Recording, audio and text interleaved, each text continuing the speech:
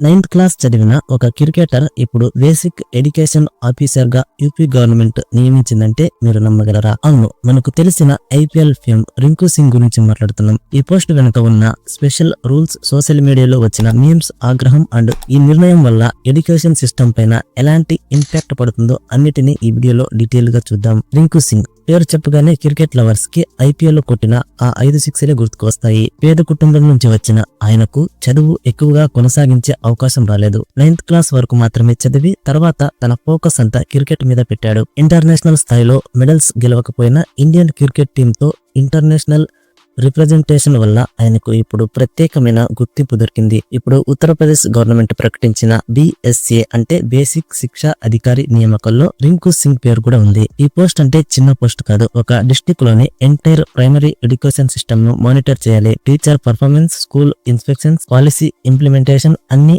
ఆయన బాధ్యత. నార్మల్లీ ఈ పోస్ట్ కి గ్రాడ్యుయేషన్ ప్లస్ కాంపిటేటివ్ ఎగ్జామ్ అవసరం. కానీ రింకు సింగ్ 9th క్లాస్ వరకు మాత్రమే చదివాడు. కానీ ఈ అవకాశం ఎలా వచ్చిందంటే 2022లో UP government international medal winner direct recruitment rules అనే నియమావళిని తీసుకొచ్చింది. ఈ నియమావళి ప్రధాన ఉద్దేశం అంతర్జాతీయ స్థాయిలో రాణించి దేశానికి లేదా రాష్ట్రానికి కీర్తి ప్రతిష్టలు తీసుకొచ్చిన అథ్లెట్లను గుర్తించి వారికి తగిన గౌరవాన్ని ఇవ్వటం. ఇది యువతను క్రీడల్లో ప్రోత్సహించడానికి, క్రీడాకారులకు ఒక సురక్షితమైన కెరీర్ మార్గాన్ని అందించడానికి ఉపయోగపడుతుంది. ఈ రూల్ ప్రకారం ఇంటర్నేషనల్ స్థాయిలో ఇండియాకి రిప్రజెంటేషన్ ఇచ్చిన అథ్లెట్స్ కి direct recruitment in government posts ఇవ్వచ్చు. ఈవెన్ వారు గ్రాడ్యుయేషన్ చేయకపోయినా 7 years టైం ఇస్తారు జాబ్ లో ఉండగానే డిగ్రీ కంప్లీట్ చేయడానికి. అందుకే రింకు సింగ్ కి ఇప్పుడు ఈ గోల్డెన్ ఛాన్స్ దొరికింది. ఇక్కడే అసలు కాంట్రవర్సీ మొదలైంది. సోషల్ మీడియాలో చాలా మంది ప్రశ్నిస్తున్నారు. ఒక 9th క్లాస్ చదివిన వ్యక్తి ఎడ్యుకేషన్ ఆఫీసర్ అయితే స్టూడెంట్స్ ఫ్యూచర్ పరిస్థితి ఏంటి అని అంటున్నారు. అండ్ టీచర్స్, విద్యావేత్తలు అంటున్నారు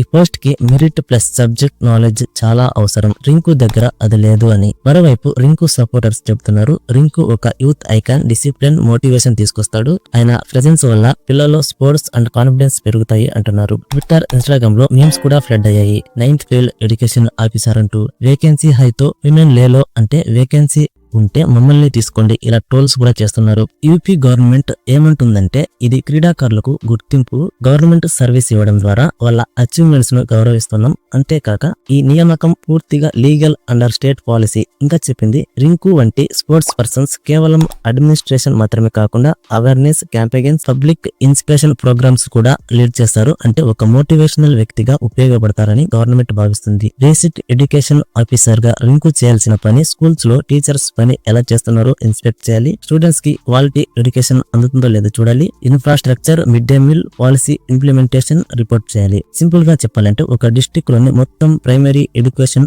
ఆయన మీదే ఆధారపడుతుంది. ఇప్పుడు ఇలాంటి బాధ్యతలను ఒక 9th క్లాస్ క్రికెటర్ హ్యాండిల్ చేయగలడా అనేది అతిపెద్ద సమస్య. కామన్ పీపుల్ ఒపీనియన్ కూడా స్ప్లిట్ అయింది. కొంతమంది ఎడ్యుకేషన్ సెక్టర్ లో ఎక్స్పెరిమెంట్ చేయకూడదు, ఆల్రెడీ సిస్టమ్ చాలా వీక్ గా ఉంది అంటున్నారు. ఇంకొంతమంది అథ్లెట్స్ కి గుర్తింపు ఇవ్వడం అవసరం, లేకపోతే వాళ్ళు రిటైర్ అయ్యాక చాలా కష్టాలు పడతారు అంటున్నారు. ఈ డిబేట్ వల్లే ఈ అపాయింట్మెంట్ ఒక నేషనల్ డిబేట్ గా మారింది. ఇప్పుడు మనం ఆలోచించాల్సినది గవర్నమెంట్ పోస్ట్ లో క్వాలిఫికేషన్ కంటే స్పోర్ట్స్ అచీవ్మెంట్స్ కి ప్రయారిటీ ఇవ్వటం నిజమా కాదా చెప్పండి. ఒక ఇన్స్పిరేషనల్ ఐకాన్ ఎడ్యుకేషన్ సిస్టమ్ కి నిజంగా పాజిటివ్ ఇంపాక్ట్ ఇస్తాడు. ఈ రింకు సింగ్ కేసు ఒక ఎగ్జాంపుల్ మాత్రమే. రాబోయే కాలంలో ఇంకెంతమంది అథ్లెట్స్ ఇలా అపాయింట్ అవుతారో చూడాలి. అందుకే రింకు సింగ్ అపాయింట్మెంట్ అంటే ఒక పక్క రికగ్నిషన్, ఇన్స్పిరేషన్, మరో పక్క కాంట్రవర్సీ అండ్ డిబేట్. టైం మాత్రమే చెప్పాలి ఆయన ఈ రోల్ ని ఎలా హ్యాండిల్ చేస్తారు. మరి మీ ఆప్షన్ ఏంటి? ఒక 9th క్లాస్ క్రికెటర్ కి ఇలాంటి హై పోస్ట్ ఇవ్వడం సరైన నిర్ణయమా, లేక మెరిట్ బేస్డ్ సిస్టమ్ ని కాంప్రమైజ్ చేస్తున్నారా? మీ ఆన్సర్ కామెంట్స్ లో చెప్పండి. ఇలాంటి real issues plus Hayden controversies